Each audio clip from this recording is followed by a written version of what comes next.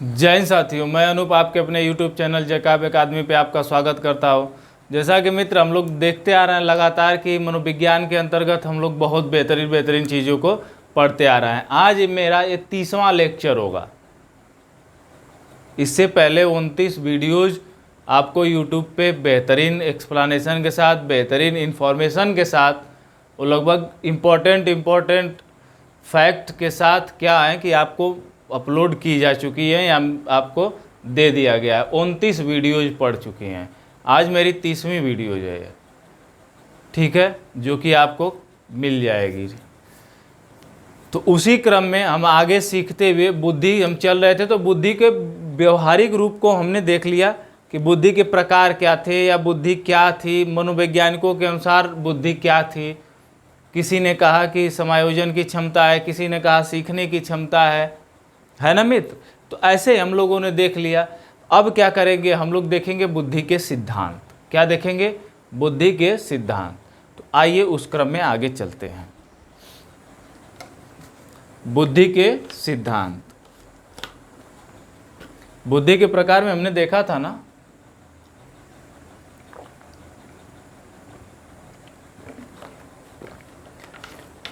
सामाजिक बुद्धि थी, मूर्त बुद्धि थी और अमूर्त बुद्धि थी। अब बुद्धि के प्रकार में आते हैं। बुद्धि के प्रकार में आते हैं बच्चा। तो आते हैं, किसकी बात करते हैं? बात करते हैं हम सर्वप्रथम, यहाँ पे हेडिंग लगाइए,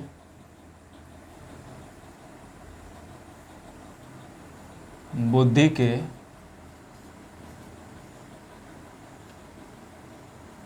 सिद्धांत। ठीक है मित्र, थ्योरी ऑफ इंटेलिजेंस। उसमें क्या है, पहला जो है, इसमें पहला जो सिद्धांत है वह क्या है? एक कारक का सिद्धांत। एक कारक का सिद्धांत। ठीक, एक कारक का सिद्धांत। अब आप लोग जानते हैं मित्र कि एक कारक का सिद्धांत किसने दिया था? क्या किया था? किसने दिया था? तो इसको दिया था किसने? अल्फ्रेड बीने ने। किसने दिया था? अल्फ्रेड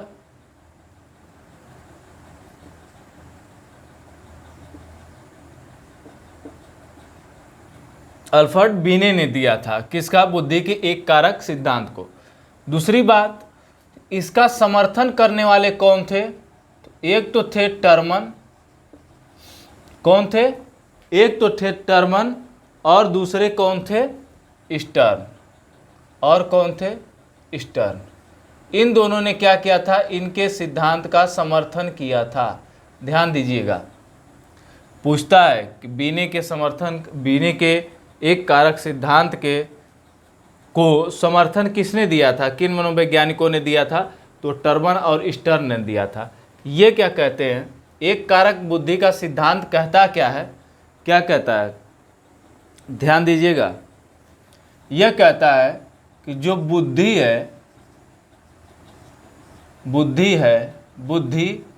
वह मानसिक शक्ति है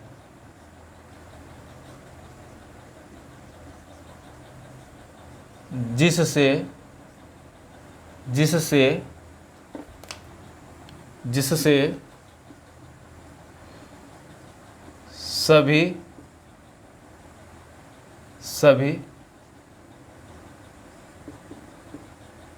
सभी मानसिक क्रियाएं नियंत्रित होती हैं। ठीक है मित्र, बुद्धि वह मानसिक शक्ति है जिससे सभी मानसिक क्रियाएं क्या होती हैं? नियंत्रित होती हैं।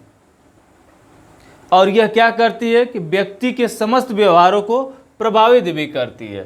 तो यह किसने कहा था? तो एक कारक बुद्धि का सिद्धांत यह कहता है। ठीक है मित्र, तो एक कारक बुद्धि सिद्धांत के जन्मदाता कौन? अल्फ्रेड बीने। इसका समर्थन किसने किया? टर्मन और स्टर्न ने समर्थन किया था।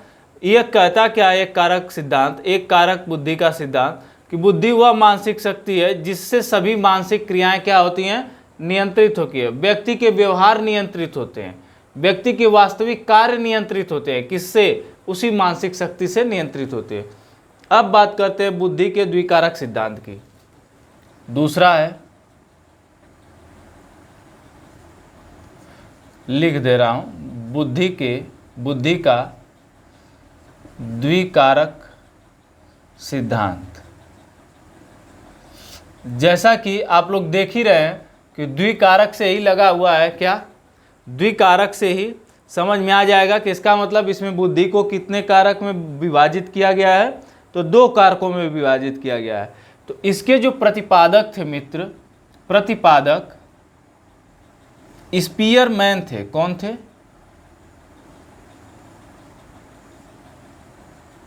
स्पीयरमैन थे। क्या थे यह, प्रतिपादक थे। ये जो 2 तत्व रखे थे इसमें बुद्धि में, एक क्या रखे थे, जी फैक्टर और एस फैक्टर। क्या रखे थे मित्र, जी फैक्टर और एस फैक्टर। ठीक है, आइए आगे चले।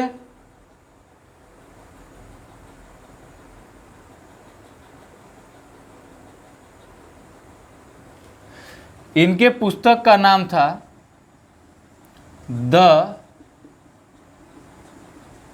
Abilities of man 1927। ये ईयर इसलिए लग गया है कि 1927 में ही इन्होंने क्या किया था, इस बुक को प्रतिपादित किया था। तो देखिए जो इनका जो बुद्धि का द्विकारक सिद्धांत था, इसमें क्या इन्होंने कहा था कि बुद्धि के 2 कारक होते हैं, ध्यान दीजिएगा। एक होता है जनरल कारक और एक होता है विशेष कारक। ऐसे ग्राफ बनाते हैं ना, ग्राफ ऐसे बना ली, इसको मैं लिख देता हूं जी, मतलब यह क्या है, जनरल फैक्टर, और इसको लिख देता हूं S1 और इसको लिख देता हूं S2। ध्यान दीजिएगा, ध्यान दीजिएगा। और यह क्या हो जाएगा, विशिष्ट योग्यता हो जाएगी। आप लोग जानते हैं क्या हो जाएगी, विशिष्ट योग्यता, यह प्रथम हो जाएगी। और यह क्या हो जाएगी,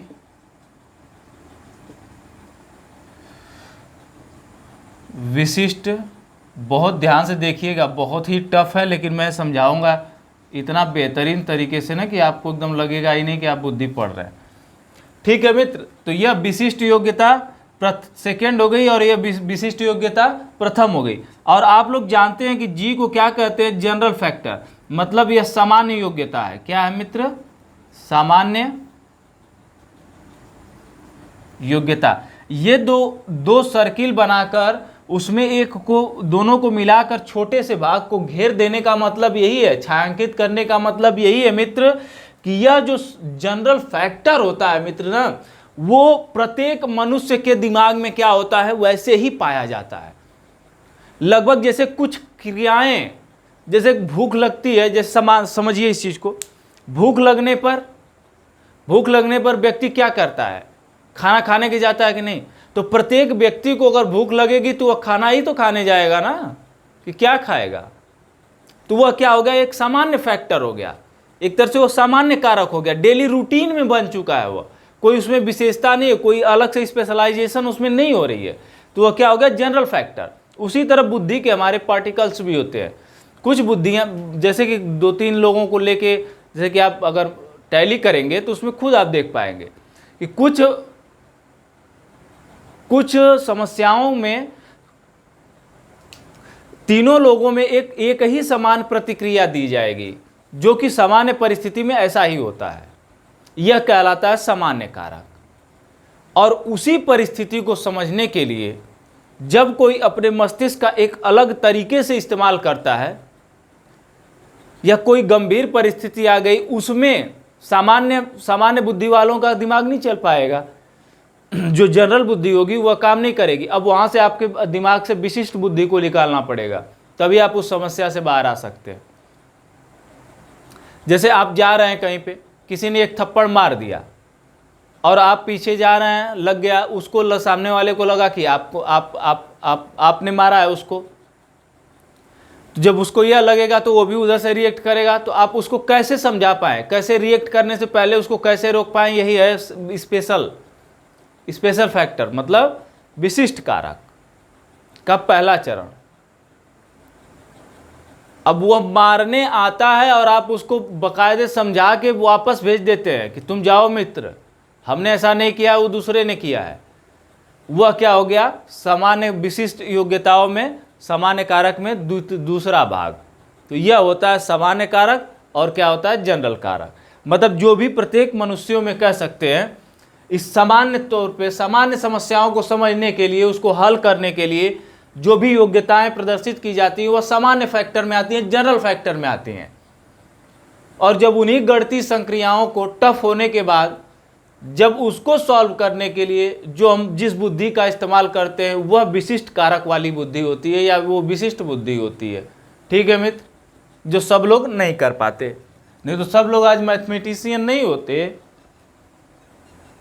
ठीक है मित्र, इतना क्लियर है कि नहीं?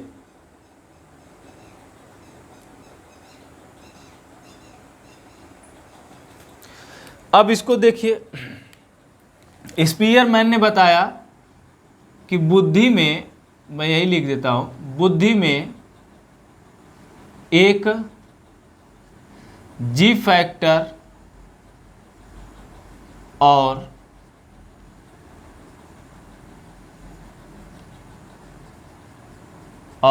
एक यस फैक्टर होता है, तथा इसमें एक समूह कारक भी होता है, जो क्या करता है, तीनों को एक जगह इकट्ठा करते हैं। अब यही से निकला समूह कारक का सिद्धांत, बुद्धि के समूह कारक का सिद्धांत यहीं से निकला है। किसके द्वारा? स्पीयरमैन के द्वारा ही निकाला गया। ठीक है, लेकिन इसका जो प्रतिपादक एक्चुअल में जो किया था जिन्होंने, वह किसने किया था? तो थर्स्टन ने किया था। कौन किसने किया था बच्चा? समूह कारक सिद्धांत के प्रतिपादक कौन माने जाते हैं? तो थर्स्टन माने जाते हैं। ठीक है मित्र,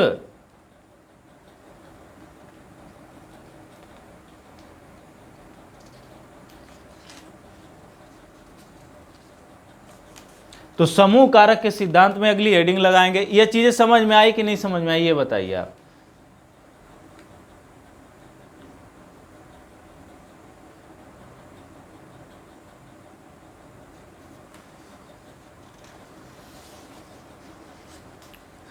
तो समूह कारक का सिद्धांत लिखते हैं। ठीक है मित्र, क्या लिखते हैं? समूह कारक का सिद्धांत लिखते हैं। आगे चलिए देखते हैं, इसे लिखते हैं, बनाते हैं बेहतरीन तरीके से। इन्होंने कहा था कि जो बुद्धि होती है वो कई समूहों में होती है, न कि एक सिंगल समूह में होती है। मतलब उसमें कई कारक होते हैं जो कि सम्मिलित होते हैं किसी बुद्धि को संचालित करने के लिए। लेकिन वहाँ पे जैसे कि बीनी ने कहा कि एक ही कारक होता है जो है कि मानसिक योग्यता, वह क्या करती है? हमारे बुद्धि को संचालित करती है, मस्तिष्क की सभी प्रक्रियाओं को क्या करती है? सॉल्व करती है। ठीक है मित्र, तो इन्होंने क्या कहा था कि बुद्धि की सभी प्रक्रियाओं को एक मानसिक योग्यता होती है जो क्या करती है? उसको सॉल्व करती है या उसको सही करती है। ठीक है, तो उसी में फिर आया स्पीयरमैन ने, तो स्पीयरमैन ने द्विकारक सिद्धांत दिया। अब बात आती है बहुकारक सिद्धांत की। क्या?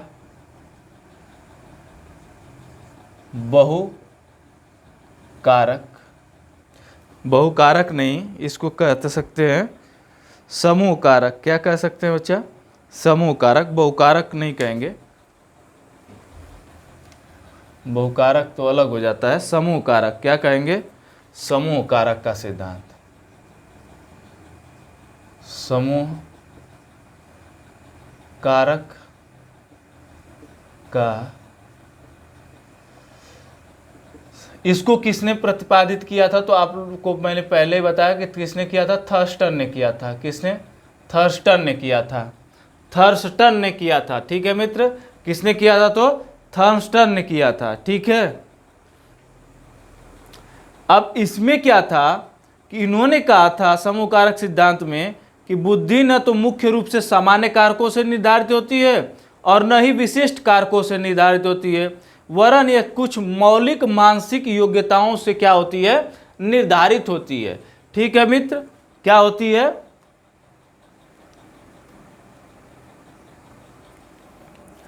विशिष्ट योग्यताओं से क्या होती है? निर्धारित होती है।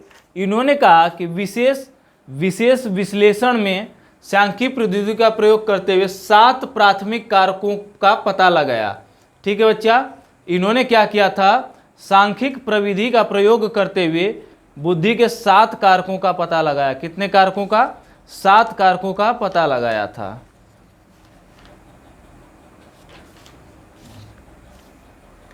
इन्होंने क्या किया था? कारक विश्लेषण किया था। ध्यान दीजिएगा मित्र, कारक विश्लेषण किया था। ठीक है, और इसमें सांख्यिकी प्रविधि का प्रयोग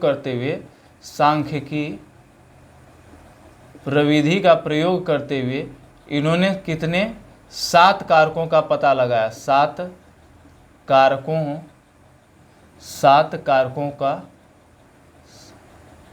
का पता लगाया या बताया। ठीक है मित्र, उसमें पहला क्या हो जाता है? शाब्दिक योग्यता। क्या हो जाता है मित्र? शाब्दिक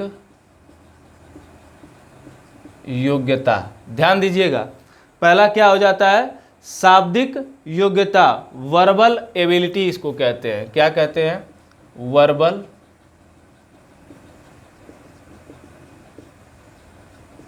या इसको कह सकते हैं भी से दर्शाएंगे इसको। ठीक है, अब इसमें इन्होंने क्या कहा था कि शब्दों और वाक्यों के अर्थ को समझना तथा अनुप्रयोग, शब्दों तथा वाक्यों को समझना तथा अनुप्रयोग। क्या मित्र? तथा अनुप्रयोग। ठीक है, यह कौन थी? शाब्दिक योग्यता। यह इनका पहला था। अब दूसरे में आते हैं। दूसरे में क्या था? मैं ऐसे लिखता हूं 1 2 वाले में। दूसरे में क्या था साथी? दूसरे में इनका हो जाता है संख्यात्मक योग्यता, न्यूमेरिकल एबिलिटी। क्या हो जाता है? संख्यात्मक। अभी मैं बात कर रहा था ना गणितीय संक्रियाओं की, तो बस बात वही है। न्यूमेरिकल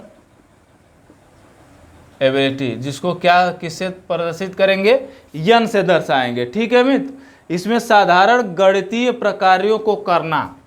क्या होता था? साधारण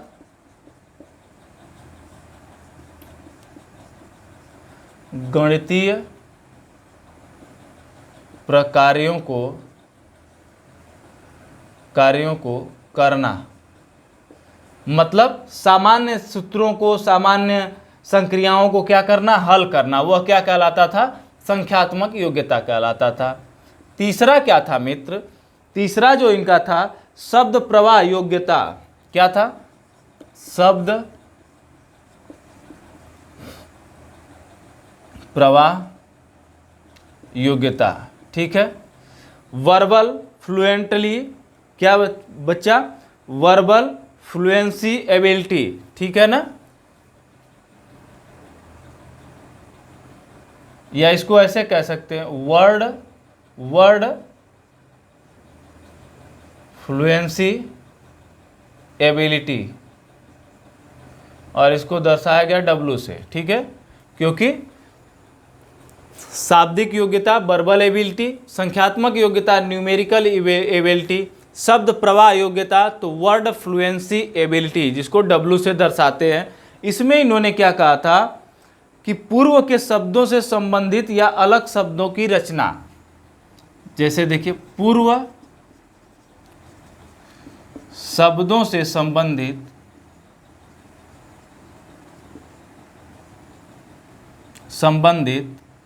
या या नए शब्दों की रचना, नए शब्दों की रचना। ठीक है, अब इसमें चौथा आता है, जो चौथा नंबर का आता है वह क्या आता है? वस्तु प्रेक्षण योग्यता। क्या आता है? वस्तु प्रेक्षण योग्यता। अब इसमें क्या कहा जाता, इसमें क्या होता है? इसमें क्या होता है बच्चा? इसको कहते हैं स्पेशियल एबिलिटी।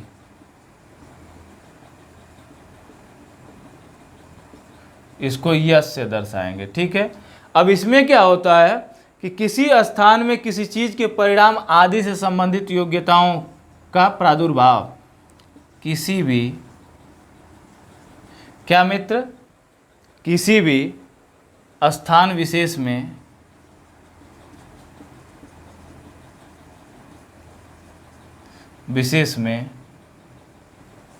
क्या किसी भी स्थान विशेष में परिणाम आदि से संबंधित, किससे? परिणाम आदि से संबंधित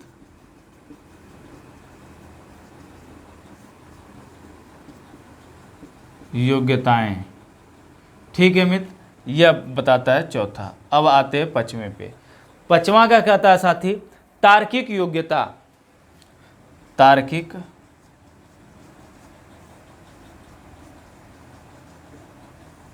इसको क्या कहते हैं? रीजनिंग एबिलिटी, है ना बच्चा? क्या कहते हैं? Reasoning ability. इसको किससे दर्शाएंगे? आर से दर्शाएंगे। अब यह क्या कहता है? इसको तो बताना है नहीं। अमूर्त संबंधों का प्रत्यक्षीकरण होता है। अमूर्त संबंधों का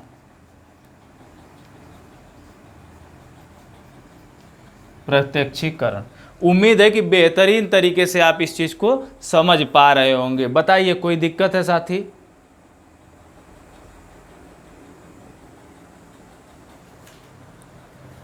अगला है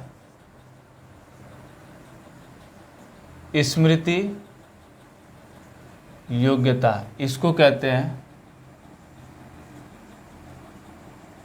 मेमोरी एबिलिटी, और इसको कैपिटल एम से क्या करेंगे साथी? दर्शाएंगे। इसमें क्या होता है? अधिगम एवं प्राप्त सूचनाओं को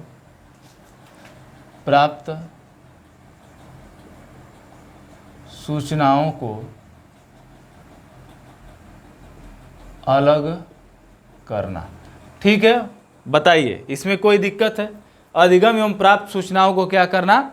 अलग करना साथी। और लास्ट में क्या होता है? प्रत्यक्षणात्मक गति क्षमता। लास्ट वाला क्या होता है? प्रत्यक्षणात्मक,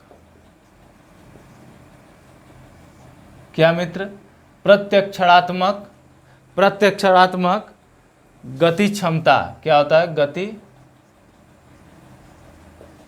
गति क्षमता होती है।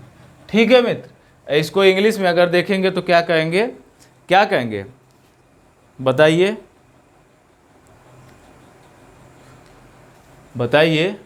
इसको कह देंगे, प्रत्यक्षणात्मक को क्या कहते हैं? Perceptual motion ability. ठीक है साथी, इसको पी से दर्शा देंगे।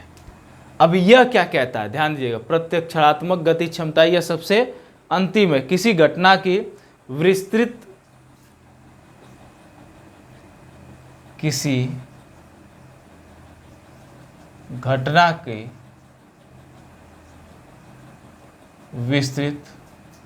प्रत्यक्षण, किसी घटना का विस्तृत प्रत्यक्षण।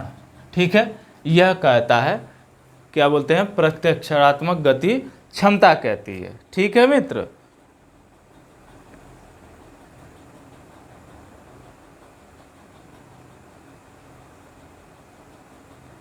यह क्लियर है कि नहीं बताइए, बताइए।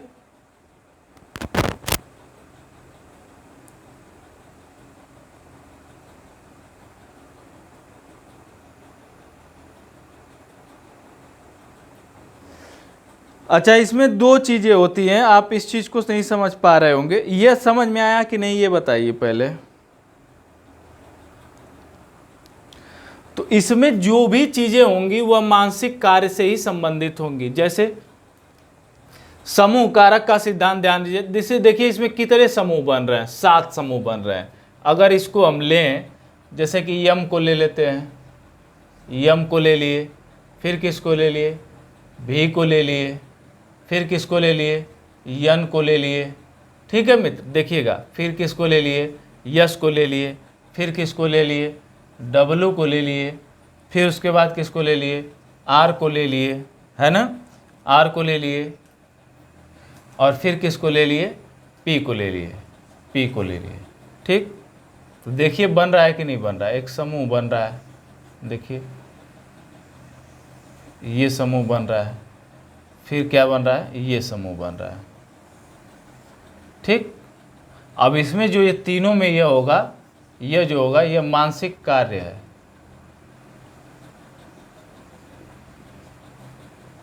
मानसिक कार्य, ठीक है मित्र। ठीक, आगे चले, मिटा दें इसको, आगे चलें, बताइए। तो आगे चलते हैं, चलिए। अब आएंगे प्रतिदर्श का सिद्धांत। अच्छा देखिए, प्रतिदर्श का सिद्धांत क्या कहता है, यह क्या है, प्रतिदर्श का सिद्धांत क्या है बताइए आप। प्रतिदर्श का भी सिद्धांत यह कहता है कि कुछ अवस्थाओं में जो होती है बुद्धि में, कुछ महत्वपूर्ण तत्व जो होते हैं वो स्वतंत्र अवस्था में तैरते रहते हैं। मस्तिष्क में वह स्वतंत्र अवस्था में क्या होते हैं मित्र, तैरते रहते हैं। जब कोई कार्य करने की क्षमता जैसी होती है, उस हिसाब से उसमें हमारे क्या होते हैं, विशिष्ट कारक जन्म लेते हैं। वही कहलाता है प्रतिदर्श का सिद्धांत। मतलब किसी का जब तक कोई चीज आएगी नहीं दिमाग में, तब तक क्या होगा, वह सिद्धांत लागू नहीं होगा। प्रतिदर्श का यही कहता है कि जब तक कोई दर्शन ना हो गया, तब तक हम कोई कार्य नहीं करेंगे। क्यों करें भाई, कहें हम बुद्धि को खर्च करें, अपने बचा के रखना है ना मित्र। तो आइए आते हैं। अच्छा देखिए, हम धीरे धीरे पढ़ेंगे, कोई जल्दीबाजी नहीं है, आराम से सीखेंगे। नहीं तो जल्दीबाजी में अगर सीखेंगे तो कुछ नहीं सीख पाएंगे। तो आते हैं आज का अंतिम टॉपिक, इसको रखेंगे, क्या लिखेंगे, प्रतिदर्श का सिद्धांत। प्रतिदर्श का सिद्धांत ये किस में है, बुद्धि में। ये भी ध्यान रहे, ये नहीं कि सारे सिद्धांत जो लिखवा रहे हैं उसको क्या करें आप, भूल जाएं। ठीक है, इसको कहते हैं सैंपलिंग थ्योरी। ठीक है मित्र। अब एक बात और ध्यान दीजिए कि मैंने प्रतिदर्श के सिद्धांत को मैंने बताया कि यह क्या कहता है। इसकी पहली बात तो सुन लीजिए, इसका जो प्रतिपादक थे वह थॉमसन थे।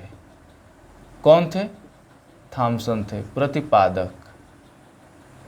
और दूसरी इसमें मोस्ट इम्पोर्टेंट बात कि जो स्पीयरमैन का द्विकारक सिद्धांत का विरोध किए थे। द्विकारक सिद्धांत का विरोध करते हैं। क्या करते हैं मित्र, विरोध करते हैं। ठीक है, अब यह कहते क्या है, यह क्या कहते हैं,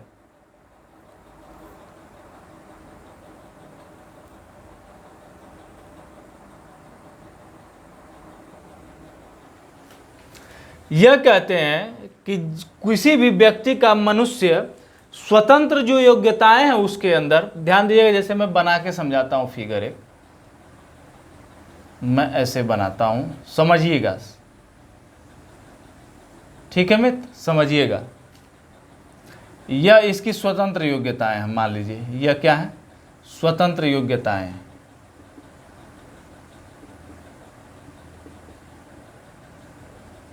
ये ध्यान से समझिएगा, इसको इम्पोर्टेंट है। ये भी क्या है, स्वतंत्र योग्यताएं।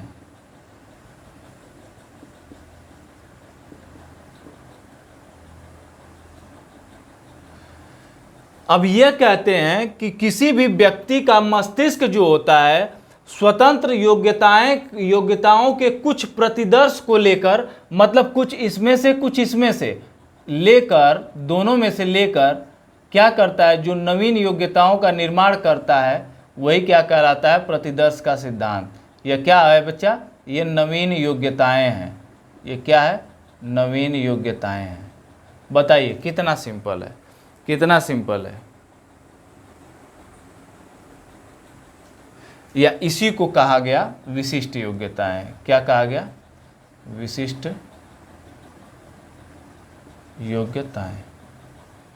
किसी कार्य को करने के लिए जो हम नवीन योग्यताओं का क्या करते हैं, प्रादुर्भाव करते हैं, वही क्या कहलाता है, प्रतिदर्श का सिद्धांत। यह कहते हैं कि स्वतंत्र योग्यताओं के दोनों पक्षों से क्या होते हैं, कुछ कुछ प्रतिदर्श को लेकर जो एक किसी भी समस्या को समाधान करने में जो एक नया स्वरूप बनता है या नवीन योग्यताएं किसी व्यक्ति के अंदर विकसित होती हैं, वह कहलाती हैं विशिष्ट योग्यताएं कहलाती हैं। इसीलिए इन्होंने जनरल फैक्टर और स्पेशल फैक्टर को नकार दिया था। उन्होंने कहा था कि इसमें जनरल और विशिष्ट नहीं होता है फैक्टर, जो इसमें विशिष्ट होता है वह यही है कि जो भी कोई भी बालक जो अपने मस्तिष्क में योग्यताओं के उथल पुथल से क्या करता है, किसी कार्य को समाधान करने की क्षमता जो अपने अंदर विकसित कर लेता है, वही उसकी विशिष्ट योग्यता हो जाती है।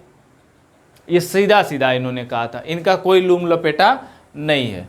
ठीक है मित्र, इतना क्लियर हुआ कि नहीं, बताइए, इतना क्लियर हुआ साथी?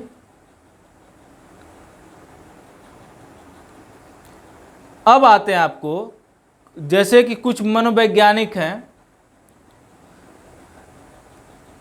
चलिए आज के लिए सेशन लंबा हो जाएगा क्योंकि अब वो जो थ्योरियाँ हैं ना बड़ी बड़ी हैं, तो वो उसको हम कल वाले में देखेंगे। आज जितना हुआ उतना ही बस रखते हैं।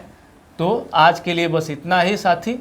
अब चलते हैं, अपनी क्लास का टाइम हो चुका है, तो अब आज करेंगे बंद। तो बस इतना ही। तो धन्यवाद बच्चा सेशन को देखने के लिए, और ऐसे ही बेहतरीन जानकारी को लेने के लिए, इतनी विधिवत जानकारी को लेने के लिए हमारे YouTube चैनल जैकब एकेडमी से जुड़ना ना भूले। तो हमारे चैनल को ज़्यादा से ज़्यादा सब्सक्राइब करिए, शेयर करिए, लाइक करिए। तो जय हिंद, जय जैकब एकेडमी।